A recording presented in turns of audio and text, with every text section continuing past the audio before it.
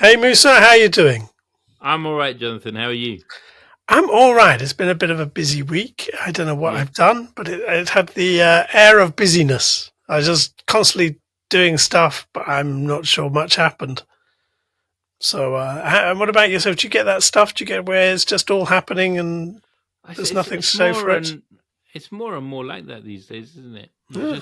It's just one after the other. I had an operation a couple of weeks ago, so we haven't met for a while. I've been recovering, um, but just kind of all just merges into one, isn't it? I had to get back on. Had to get back to my clinic very quickly because if I don't see patients, I don't get paid. so, so I don't have the luxury of taking months off. And Um, were you on a general anaesthetic or a local anaesthetic? oh, general. How do you Actually, find that? I found it bizarre. I was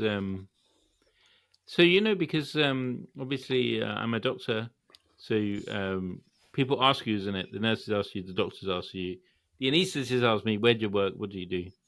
Uh, I'm a psychiatrist who works from my kind of clinic on Zoom, you know? And I felt a bit embarrassed telling the anaesthetist this because they're all scurrying around, very busy. But then as soon as I said it, they knocked me out. I woke up with the operation done. So yeah. It's a very odd knocking out. I mean, I've been there, Yeah. and you just it's a blank. It's not like there's a dream state. There's nothing. You're just blanked. That's right. Yeah. There was I mean, it was just it was so strange. The it's not quite like sleep, is it? It's, the you go to sleep 1 second and you're up the next second, and the nurse was waking me up. So I don't know. Um, Perhaps I'm revealing my ignorance from medical school, but our nurse is supposed to wake you up because I've had to general anesthetic twice now, and both times the nurses have woken me up, or I've maybe I always just said, I've always been yeah, woken up, but I don't think they really wake you up. I mean, they can't wake you up in the operation just by going, "Hey." It yeah. means you're actually you're starting to show signs that you've woken up, and then Mm, and then it feels quite yeah, bad. My memory is it's not nice coming out of that state, yeah. but So so I what's don't want to. Yeah, go on. what's the question today then? And the question is, well, actually, I've Mm, been I'm very intrigued about how you categorize the world. Uh, I find it very odd. I find it the way everyone does it a bit odd. But as I know you a bit better, you've got all these funky traits of categorization. So I'd like to have a little look at that. I'd like to know how Musa Sami makes the world in front of him make sense. um, If that's okay mm. with you, I know you've Yeah, just yeah, come out. no, that's I fine. know you've just woken up from a general anaesthetic, but I'd like to kind of do that and Yeah, see whilst you're in this half dream state whether I can make sense of it, it's or if you can make sense of it. very Freudian, isn't it? Attack me when I'm vulnerable. Yeah, yeah, Free exactly. association. All right. Giving Uh, it back to the psychiatrist there. So look, can sure. I ask Mm. how do you identify yourself? Uh, these are all very difficult questions, Jonathan. Right. Okay. Let's see. And I think I would probably change the answer depending on who I'm speaking to. But I think Okay, what I'm supposed to say is that I'm a Muslim first. I think that's probably pretty important. And that's probably yeah. I would certainly say that. Uh, I am obviously a psychiatrist. If I'm speaking to patients, I tell them that I'm a psychiatrist. I probably think about myself as British Pakistani, although I've been thinking a lot about that. I've been thinking about how English I am, how Punjabi I am. They're important ways of thinking about myself. Um, I think I would hope like a moral sense of purpose is important to me. I would hope it's for others to judge rather than for me to say, isn't it? I think those things are very. Oh, I shouldn't forget. Of course, family man. Got three kids, wife. I shouldn't forget that. Um, yeah, I think that's probably how I would ground myself. does that make any sense to you? Uh, you know, um, I'm going to answer that in a second. Let's just hear how you would identify yourself. How I'd identify myself? Mm, I'm hmm. really not quite sure. Okay. Um, I mean, I think the word you used was should, and I think that was really telling. Hmm. The story, the way I've been told to identify myself is with these tags, almost like Yeah. tags in a clothing store. You know, this one tells me how what to wash the clothing at. This one tells me how much it is. This one tells me its little origin story. I mean, these are just stuff I've been told to tell about people. And you're absolutely right. Who I'm talking to, well, that really gives my answer. So if I'm about to go to some sort of professional event, and I certainly won't talk about. Well, I might talk about my dog because I kind of can't stop doing so. But Mm. I'll probably say, "Oh, I'm Dr. Jonathan Newman," blah blah blah blah blah. I'll do all that sort of nonsense just because that's what they kind of want. But it's not who I am. I don't think these Yeah. things. I Yeah. mean, Yeah. Yeah. I went swimming. I'm not Jonathan Newman the swimmer. I started doing some repairs around the house. I'm not Jonathan the repair guy. These aren't identities for me. I went shopping. Oh, Jonathan the shopper. But I sat and I sat in the morning, just quiet space, just close my eyes. I'm not Jonathan the whatever that's called. I mean, what is all this stuff? Why are we So doing it? Why is it so much part of how we describe ourselves? yeah, I'm gonna I'm gonna give you two thoughts that completely they're they're completely distinct from each other. You can pick up on either one or ignore both of them if you want. Right. The first thought that I'm gonna just say is when we talk about identity, what are we actually talking about? Are we talking about something that literally helps us identify ourselves in the different milieu in which we live and breathe, right? Like a tag. Is identity a tag, right? Yeah. Or are we talking about a definition of ourselves and who we are, right? So, in a way, without that central thing, we would not be who we are, right? There's a difference, obviously, between a tag and a definition. Or are we talking about something which completely encompasses us, right? Yeah. So, I mean, as I'll just give you an example. Obviously, a practicing Muslim, there might be some things about Islam that I don't really do, right? For example, right? Maybe I'll go down to Ladbrokes and put a fiver on the footy on the weekend, for example. Do you know what I mean? Do you do that? I don't do that, but I'm not gonna admit to my foibles right now. But but yeah. So um, is is it supposed to be? Is it supposed to completely encompass us? Because obviously, any identity can't do that, can it? Right? It can. It cannot. Whatever I call myself, British Pakistani Muslim. If I call myself, I don't know, English, whatever, Southerner, Northerner, whatever, it could never actually encompass the whole being of who I am. That was the first thought. And then the second thought about this, which I think is really important. So about 25 years ago, I read a book by Jeremy Paxman called The English. I don't know if you read it. It's a fantastic book, right? He was struggling and grappling with the same question: what does it mean specifically to be English? Um, it's a very long book. Talks about Bangladeshi cuisine, cricket, all the stuff you'd expect it to. What I seem to remember from that, and the strain of thought that I started thinking after that, and I've always kept with me, is Englishness. Not just Englishness, but any patriotism seems to be defined by what it is not. The best and most rousing Yeah. explanations of Englishness come from Shakespeare's plays. We know this intrinsically if we're English, actually. And Shakespeare's stuff was all about France. Essentially, England was fighting France in this 500 years war, and Yeah, yeah, let's not come go on. into the literary criticism All right, okay, or okay, historical literary criticism, but it's an interesting point. It's sure. easier to define what others are than to define what we are. So as we go, yeah, it's us. It's very hard to. I mean, this is a question that's not being asked. They go, well, British values. Well, they can't name them. Um, they say, oh, these other people. But who are these other people? What makes them so different? And do they?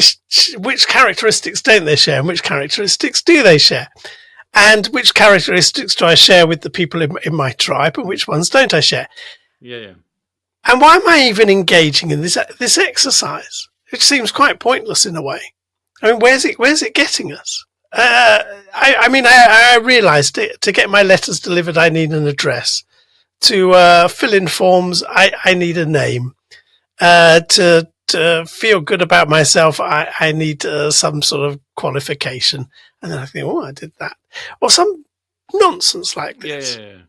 But it's not really who I am. These are just, it's like saying, I went to Glasgow once. Oh, did you? Okay, tick that off. Or, I mean, or I wore an orange t-shirt once. Okay, great. I wear it about twice a week. Okay. Is that who I am?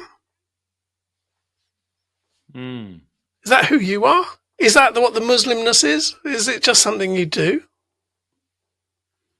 I think. I mean, I think outside of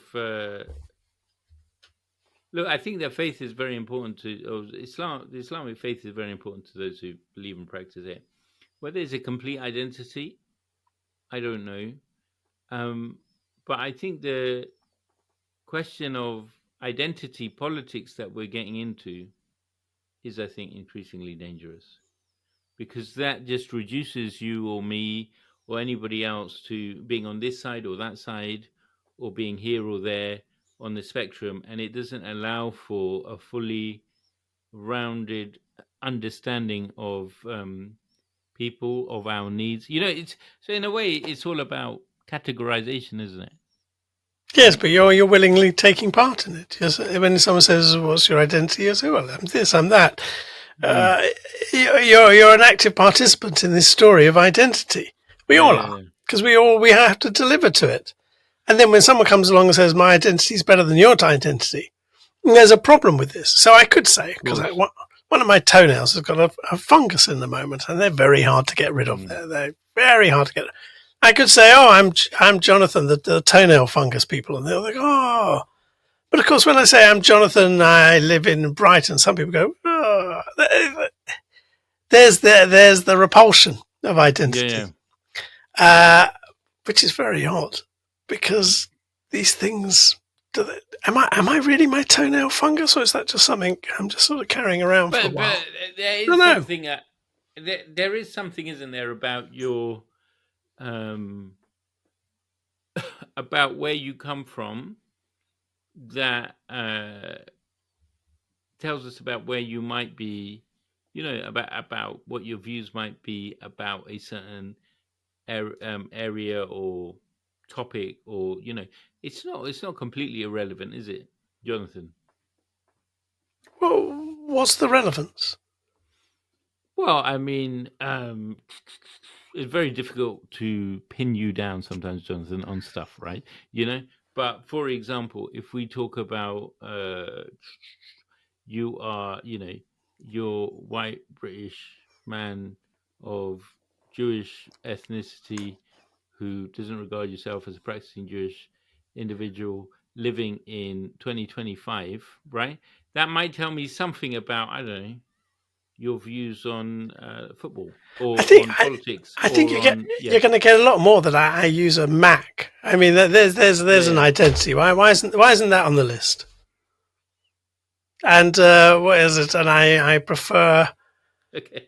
and I use I think Alexa rather than Siri. I mean, sure, sure, sure. these are the modern identities. Surely, I mean, There why might be, why are we so but engaged in this old stuff? I, but I suppose what we're thinking about, Jonathan, we're always searching for the relevant variables, isn't it, to find out what somebody's, you know. to try and understand somebody, to understand where they're coming from. Yeah, but So, for how does example, that tell me anything? what? What does it tell Well, me? okay. Unless you say, "Oh, I'm from London." I say, "Where?" You say Hackney. I say, "Oh, do you know this place?" I mean, have you ever eaten there? Have Okay. you gone to this cafe? I mean, that's useful. Okay. The landed gentry in this country tends to despise raising taxes, whereas the people who are kind of working on the shop floor are all right with wealth taxes. For example, I mean that's pretty evident, isn't it? I don't know. I don't get to talk to the landed gentry too much. Oh, do you know? I mean, You get to hear them all the time. They don't it's shut up. yeah, but I don't get to ask the questions. I mean, I don't know. Is that who that? Does that mean so? Class is important. I think that's why it's important, isn't it? No, I'm losing this. What's important? All right, I think that class describes, in England at least, or in Britain, it describes a lot of our political views. That a lot of them are wrapped up in that. In what way? Because we've got to be cautious here. Because we have left wing and right wing working class movements. We have left wing and right wing bourgeois movements. Sure. We have movements which claim to cut through all of that. I went to a private school in this country. It was actually, it was a nice school. Actually, it was a good school. I'm not going to knock it. And it wasn't one of the very elite schools, right? It was a good meritocratic school, which always comes very high in the league tables for GCSE and A-level results, still does. The number of times I heard about people being called chavs, Turks, dirty Arabs. It was just a standard playground insult, at that time, yeah, they made a big joke out of the word in it, which actually, incidentally, I went off to uni. I use that all the time now, or I did in the period of my life. But it took me a long time to move away from that. Obviously, I told you I was an outsider in that school, right? I was having my own issues, so I didn't really partake in a lot of this. But it took me a long time to work out what was going on underneath all of that, and it was a kind of class-based view of society, which, yeah. So why, when I said how would you identify yourself, you never mentioned class once? You came straight in with the Muslim stuff, then you moved to being a psychiatrist. Then we went to this British Pakistani label. Then had to take an English and Punjabi. Then we got to your morality. Then you had 3 kids and a wife, but never once did class come in. Yeah. I didn't know you were taking. I didn't know you were taking notes, Justin, and you didn't tell me you. All right, okay. I'm gonna be embarrassed now. Yeah, but class is absolutely fundamental in this country, isn't it? It's just something in the background. It's something in the air. Something that we don't actually think about enough. And I don't know how I would describe my class. I don't certainly. I couldn't be lay claim to be working class. I couldn't lay claim to be elite class. In Pakistan, we would say about my background, and people do in my family all the time. I get very irritated by this. They call ourselves pare likhe, which means educated. Basically, we define ourselves against the uneducated, which I just find very offensive. But why? I mean, why do you find that offensive? It's this idea of the educated class versus basically the illiterate class, right? It's never really sat easy with me. Then again, I'm not really Pakistani. I didn't really grow up there. Do you know what I mean? But so yeah, class is phenomenally important. I don't know how I would define my own class. How would you define your class? Well, I always said I always thought I was middle class until I went to university, and then I saw them do it so much better than I did it. But I still think of myself as middle class, but I just realized some people are just so much better at doing it. But that's I'm not going to escape that. And I've got a very good friend who for all intents and purposes comes across as very working class, but actually he's middle class. He just he just knew how to survive at school. So he adopted a working class personality, and it just grew into him. But I'm intrigued, Musa. I'm intrigued. Mm, What were you trying to do? What were you trying to explain about yourself when I said, how mm. do you identify? What was it you wanted me to I understand think, about you? I think what's really important in the politics and the milieu in which we are currently is that if you are a British Pakistani Muslim in this country at the moment, you feel under threat. I certainly, uh, I feel under threat to a certain extent, yeah, and therefore that I more closely identify those aspects of myself, and I'm exploring those aspects as well, which I think is why I'm exploring the fact, of how English am I, because I think I'm reclaiming that label. I've never thought of myself as English before. Then I suddenly kind of realized I've never really lived in a country outside England, right? And similarly, how Punjabi I am, because it's an ethnicity that, yeah, I've realized over the last few years that, well, basically, I'm Punjabi. I hang around with other Punjabis. My family is from that part of the world. why why have we been looking down on it for so long, that particular label or description? So I think that identity is probably shaped by the socio-cultural forces in which we are, and that's probably why those things are important. But you identified an interesting one. You said, I feel under threat. And Yes. those socio-cultural forces you're referring to are one where you feel your sense of identity, is it sense of self? I'm not sure if the same thing is under threat from something which isn't your identity. You see a group of people who are different to you, who are telling you you're different to them, and Yeah, they're antagonistic to you. yeah, yeah. I feel like I'm in the anthropologist spotlight. You are. I It's mean, I very don't know. You're in my anthropology. Yeah, spotlight. I don't think it's yeah, yeah. anthropology. Okay. Yeah. What wouldn't you be? What are the stories that we hear in England or in Britain at the moment all the time, right? I hear stories of, uh, I hear stuff about grooming gangs, cousin marriages, immigration, people coming in off boats. I hear stuff about not all cultures are equally valuable. I happen to know, because I'm reasonably well read in terms of religious background. I happen to know a lot of scriptural understandings of what people are kind of alluding to in terms of faith, um, in terms of kind of saying this country is Judeo-Christian. I know what that means.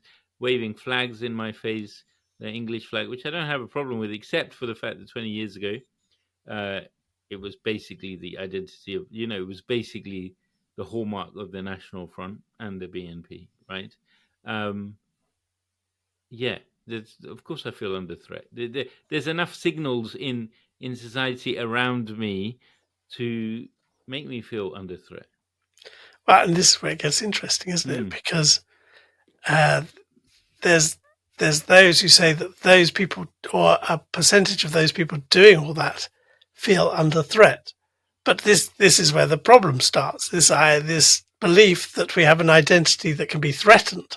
So there's something about us that can be threatened, causes us to have a stronger identity. Violence is a crucible of creating identities, because in the face of violence, we become essentialized by that violence. We become an absolute point of being to the yeah, violence, and therefore we adopt that as a means of survival, or as a means of it's done to us until we have no choice.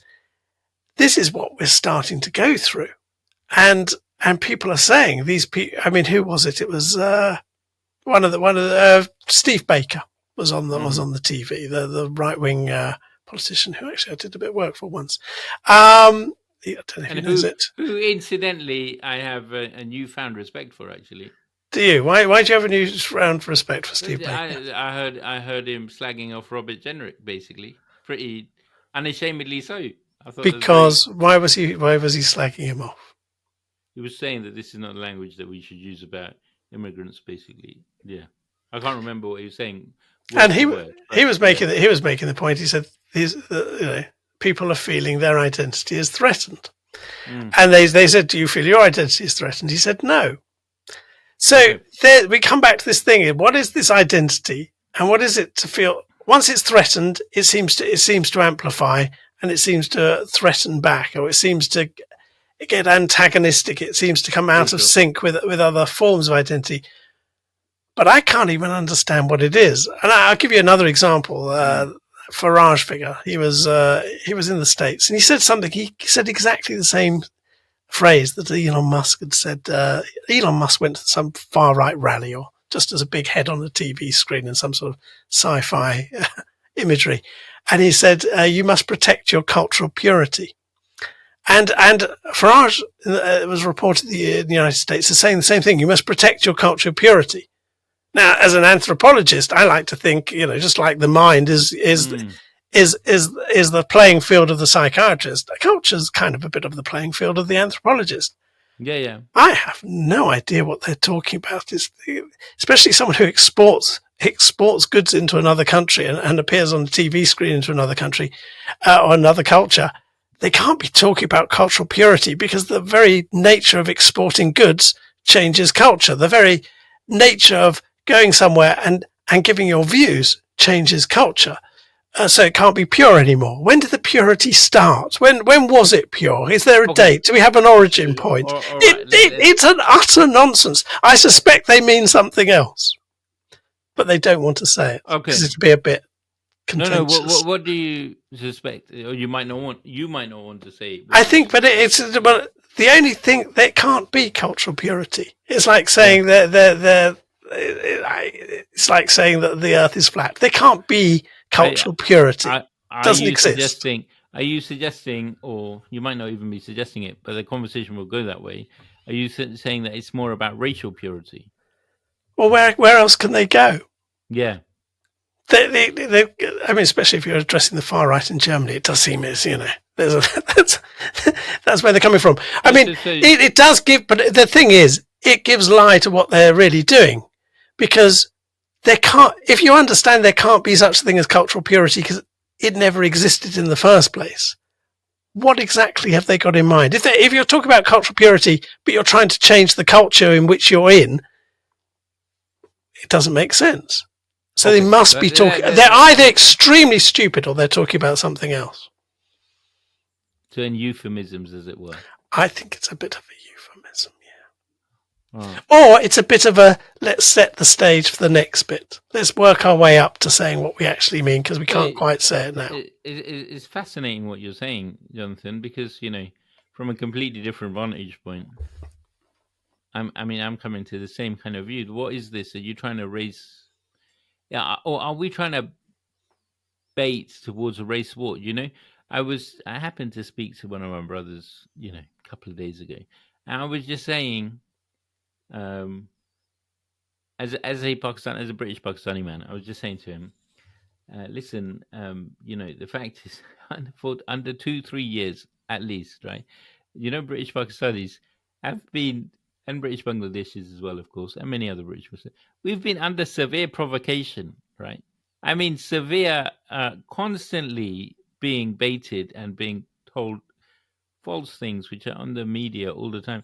It is remarkable, and also very good that, nobody has in any serious way acted out on this. And, because if a group of British Pakistani lads, foolish lads, went and basically started causing terror in town or burnt down a pub or something terrible like this, right?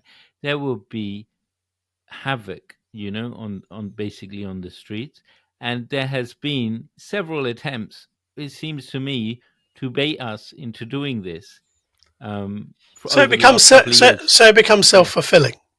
It proves itself. There's a lovely article by an anthropologist called Arjun Appadurai. I haven't read it for a long time, but it's called Dead Certainty. He looks at Karl Popper, Karl Popper, you can only disprove something.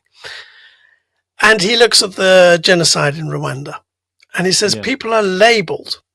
He says they are labelled with an ethnic tag. They're labeled, in this case, they're labeled Tutsi, Tutsu, Tutsi. And because they've been labeled Tutsi, they are therefore killed. At the point they are killed, it's proof that they were Tutsi, because otherwise, why would they have been killed?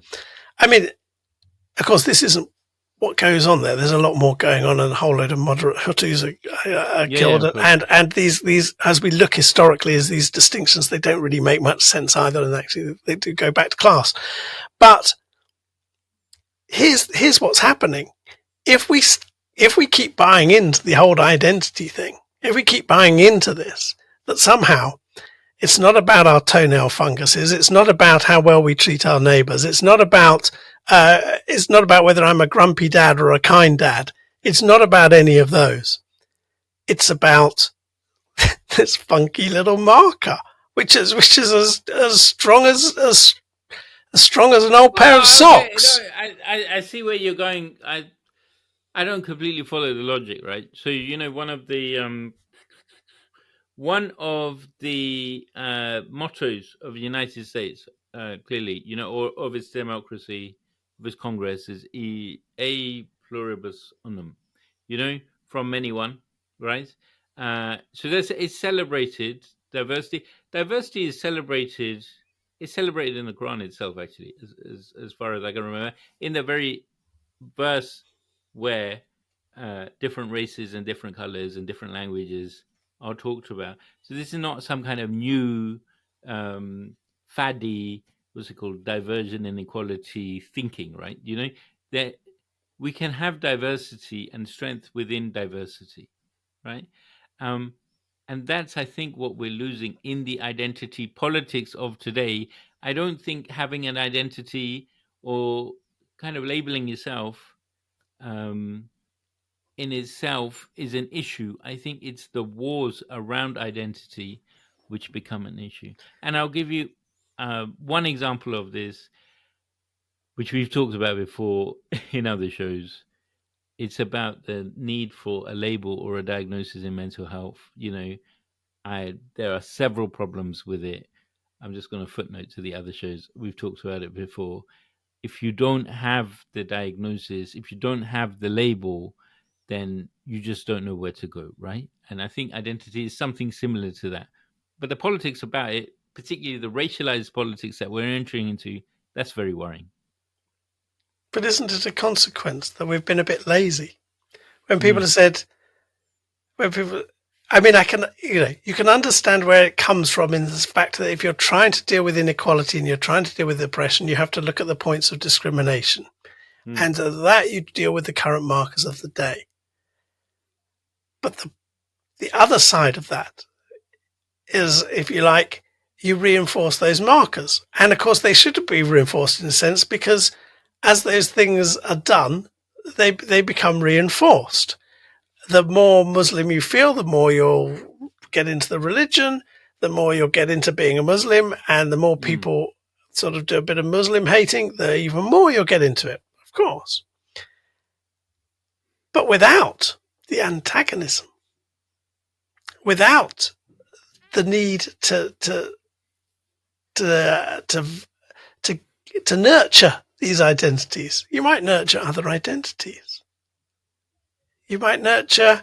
I mean, look, you said you've got 3 kids and a wife at home. There's part of you which is none of those things. It's someone who's putting the kids to bed and feeding them and going out for a picnic. It's doing all this stuff, and that's you. And some people do it quite well, and some people do it quite less well. Isn't that who we are? Don't I have more in common with a dad a bit like me? Yeah, of course. Of course. But it's not interesting, isn't it? To have 3 kids and a wife is pretty standard fare. Across the world. Yeah. Yes, but I think there's 1 billion Muslims. That sounds like standard fare to me too. There's how many million British people? I mean, no, there's styles of parenting. I'm not sure that people in Egypt, for example, where 90% of the population are Muslim, would necessarily, if you ask them who they are, they might not necessarily describe themselves as Muslim, right? that I'm not saying that they're any less Muslim than anybody else, but they might describe themselves as citizen of Al Qahira or Alexandria or Aswan, or they might describe themselves by whether they are liberal in their thinking or conservative, or they might describe themselves as a soldier, or or other things, for example, right? Yeah. um, we describe ourselves in the context of the challenges that we face today. Or the points of pride. I mean, or the Yeah, points yeah. of how, and not just that, it's not done in isolation. It's not just like we sit there and suddenly we're isolated and then we come out with a statement. We're involved in a whole set of other conversations. And in Colombia, Mm. where I was staying, people who lived there really strongly associated themselves with the region. Yeah, So they'd yeah, say, just like, I'm from Brighton, but that'd become a big thing, big, and yeah, a sense of pride, a sense of purpose. I mean, it yeah. really was just a line someone drew around around some rivers Let, and let, mountains. I want to just pick up one of the things that you've talked about. I think it's just important, I think, to drill down onto whether we are or are not moving towards a race war or a racialized understanding of things, because obviously the okay, this is my thinking on things, right? In the last perhaps 50 years, England, its demographic tectonic plates have shifted. They've shifted in some uh, strange and very remarkable ways. Coal mining, for example, used to be a very big industry in this country. It no longer exists. Yeah, we all moved to the offices. I think 1.3 million people work for the NHS in this country, something like this. 80% of the economy is basically services industry, as it is in actually much of the European and Western world. Right? There's very little manufacturing base to speak of. There's no old school factories, in Dagenham or anything like this. Right? So that's one point of difference that we don't talk about. Um, Religiously, this country has changed, gone through massive transformations. Well, I think when I grew up in the 80s uh, and even early 90s, um, I was pretty clear that this was a Christian country that I was living in.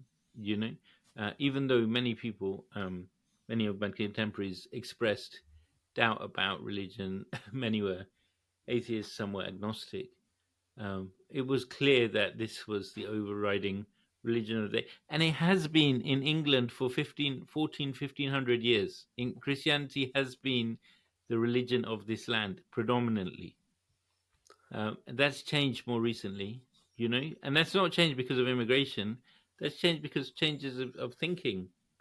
You know, yeah, But I mean, go on that again. brings up, yeah, it brings up something else. I mean, it's quite fascinating. Of course, Yeah, British culture is a Christian culture, but Christianity is itself a migrant force coming into the country. We of course, didn't of used to course, be of course. Christian, so it's come from the Middle East.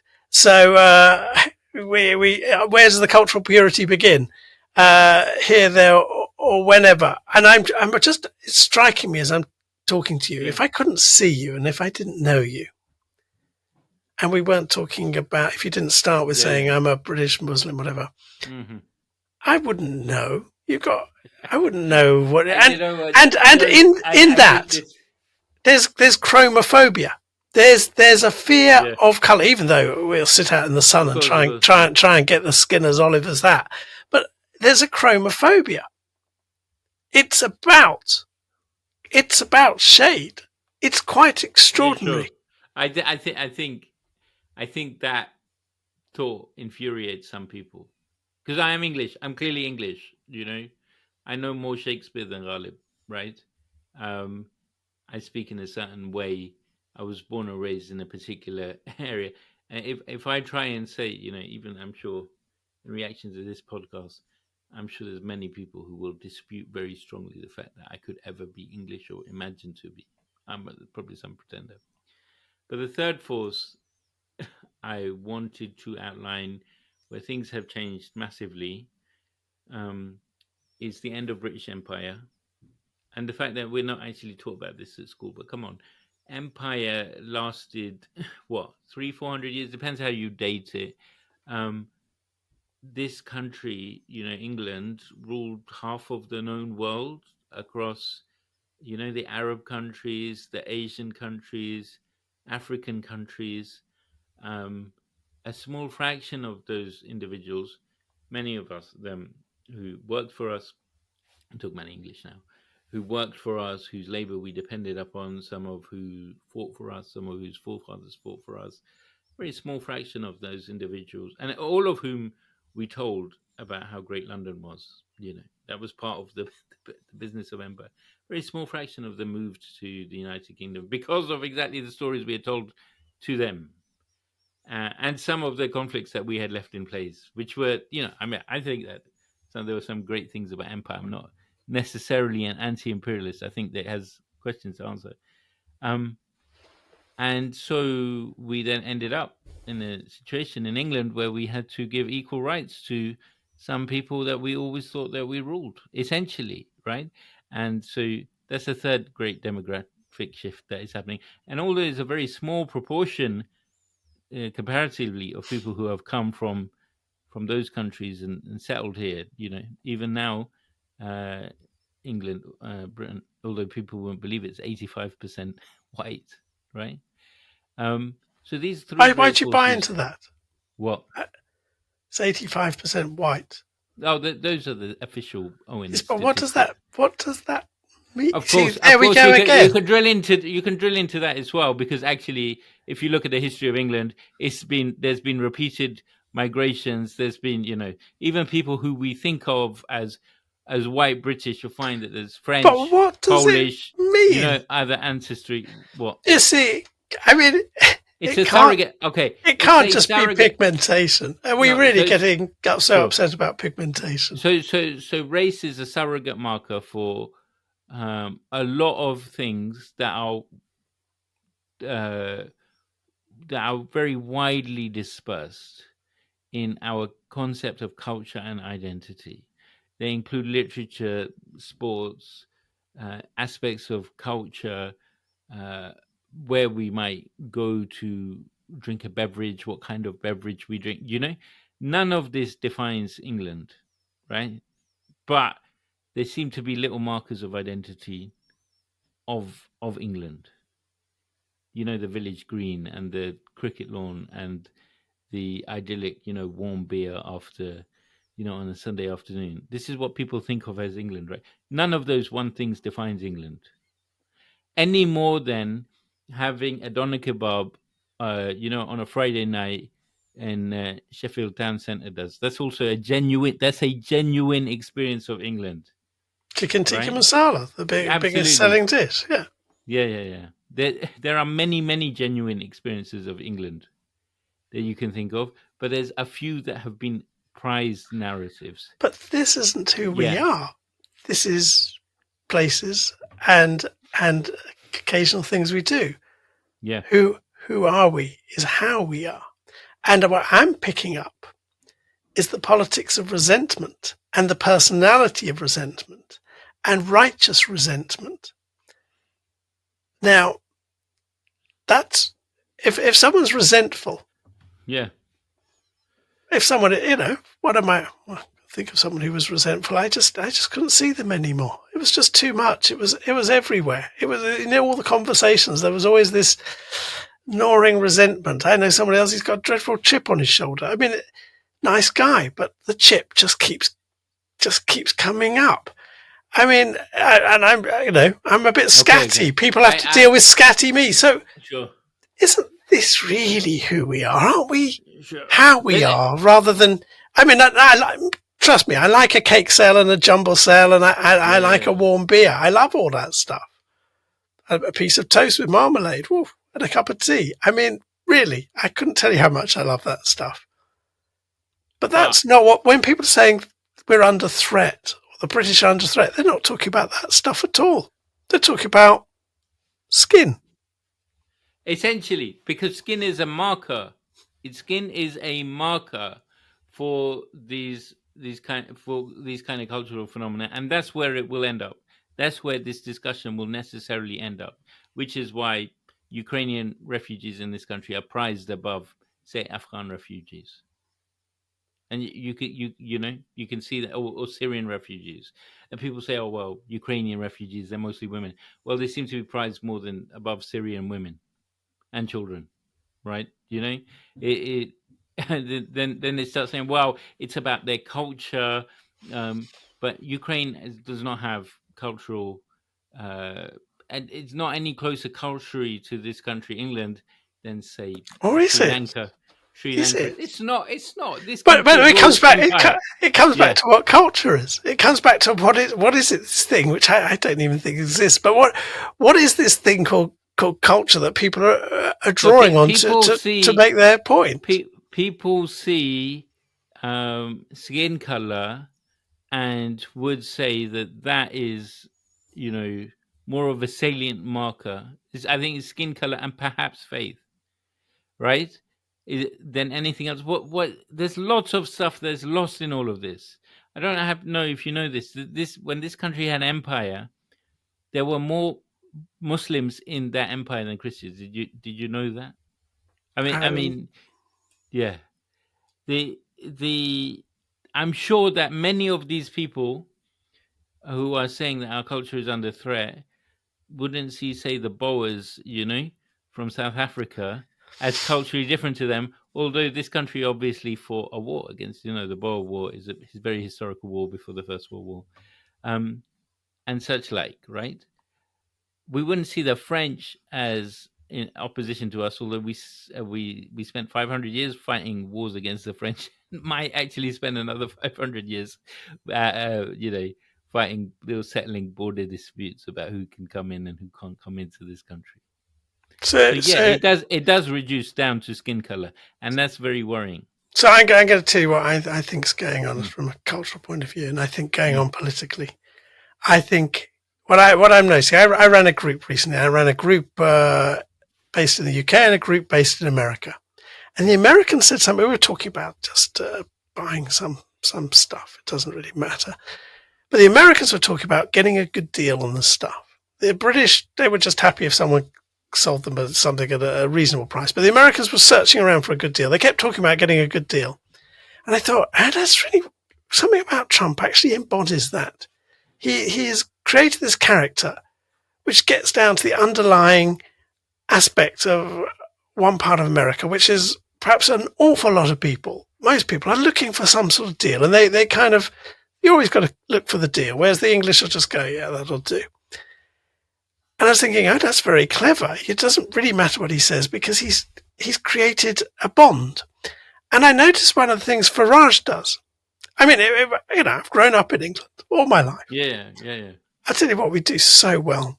We are a bit resentful and we are a bit complainy. I mean, we're lovely people, yeah. but we are a bit resentful and complainy, and we'll just dismiss things that we've done on a personal basis. I mean, he was asked about his tax affairs. He says, "Oh, you don't need to know about that." It was a very funny thing. After the Rayner thing, it turns out he's got a few houses too, Yeah. and he said, "When I'm in power, you won't have to see my taxes." And you're thinking, okay, and he said, "Oh, I said something, but it wasn't true." But we all make mistakes. How very English. He's embodying this very, very English character. And so therefore he's creating bond. It doesn't really matter what he says. But it says something about another thing about culture. Are we a bit resentful? Is that who we are as the English? Are we just a bunch of So complainers? okay, Jonathan. What I kind of disagree with this. There is this concept of a little Englander mentality, right? Yeah, I haven't heard that phrase used for quite some time now because little Englander seems to be every other person.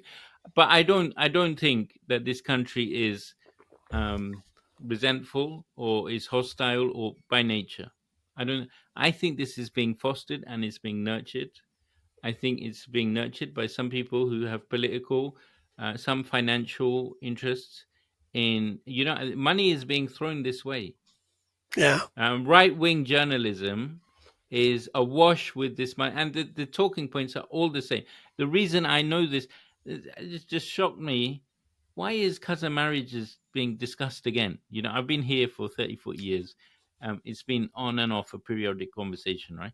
The obvious answer to it, which is just okay, cousins want to marry, um, give them genetic counseling, because this is a country where we prize autonomy, we prize discussion, we prize information, right? It's not very difficult if to ask the question, are you related by blood? If they tick yes, refer them to a genetic counselor. It's probably the cheapest, simplest intervention that we could do, which would be health saving in several cases. Can you see we've both done it again? I said, "Oh, this Yeah, country." I said, "One of the things about this country is we're a bit complaining and resentful." yeah. And you said, "We're a country of open, talking people who have a Mm. conversation about things." We're we're all creating these grand tropes, and everyone's doing it of what it means to live in this Okay, country. But you know but I what? think But hang that on, Musa. Hang on, yeah, Musa. If you know 10 people, they all embody different parts of those yeah, things. yeah, They're yeah, not. sure. They're not any of these But things. certain narratives are prized, Jonathan, and I think that certain of those narratives or certain of those identities are being prized by the wrong people. I don't think we as a country are picking up on this. And I think that's very worrying.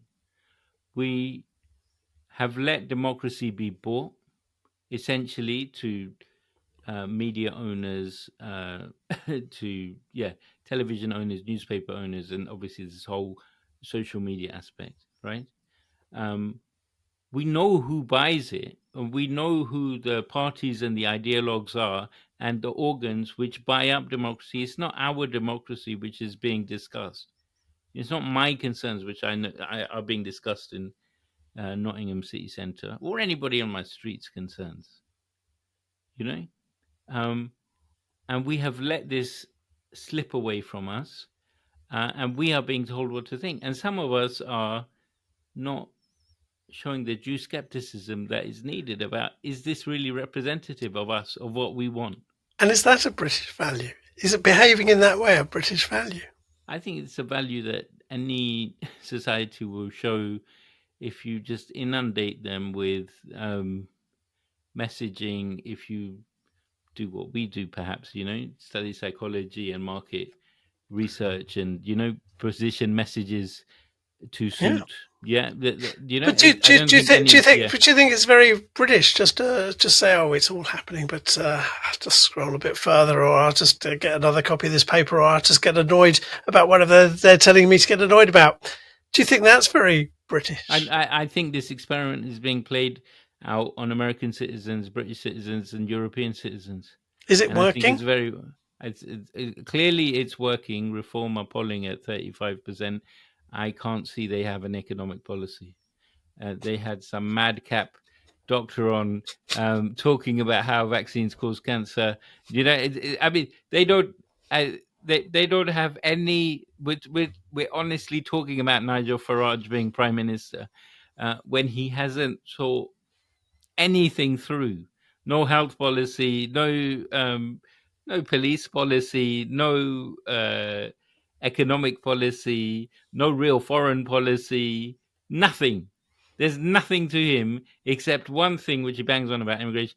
And this is the same guy who brought us, the wonderful world of Brexit and its with all So, of its deliverables so deliverables that it did why? not. I mean, and we're Yeah, not the only ones at a citizen level. We're not the only ones getting caught in the stream of craziness. We're moving so rapidly towards a situation of a war we can't even imagine. We're imagining the mm, Second World War, but the technology of the Second World War made the First World yeah, War look very different. absolutely. The First World War was a battle really of quite technology, and they got bogged down by it. We can't even imagine what it's about to bring. Yeah. No one seems to be able to put the brakes on. No one seems to be able to pull back. No one seems to be able to find a moment away from it all. Why?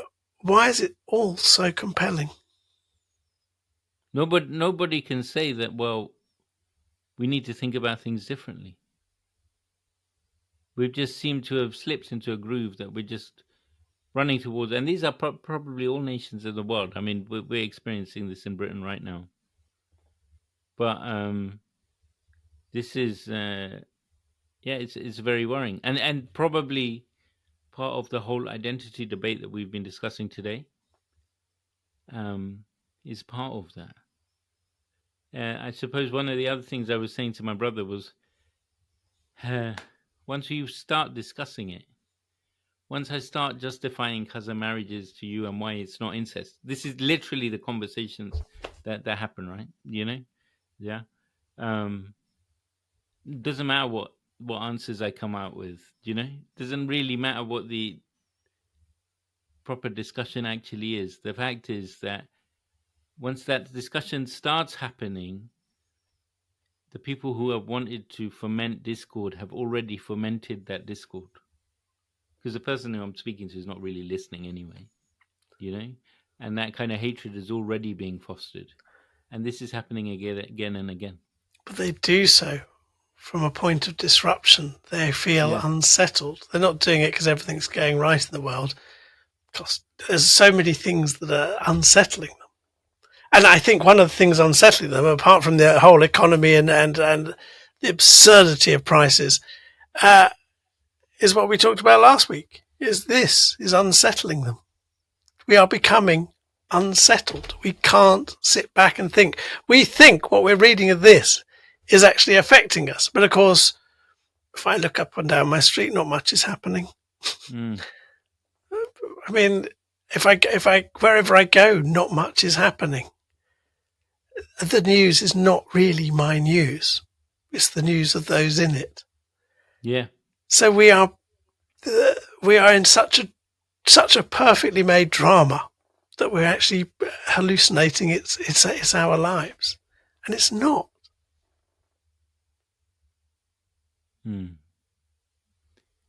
I think we will call it there, Jonathan. Okay. I don't think we ever get to, you know. I wish we came to happy endings, nice resolutions. Yeah. Well, it's just it's just the topic, isn't it? Let's talk about let's talk about gardening in spring, mind you. Yeah. Let's try avoid ending on hallucinated realities, Jonathan. Okay. Thanks very much, Musa. Really nice talking to you again. Thank you. Cheers. Thank you. Bye.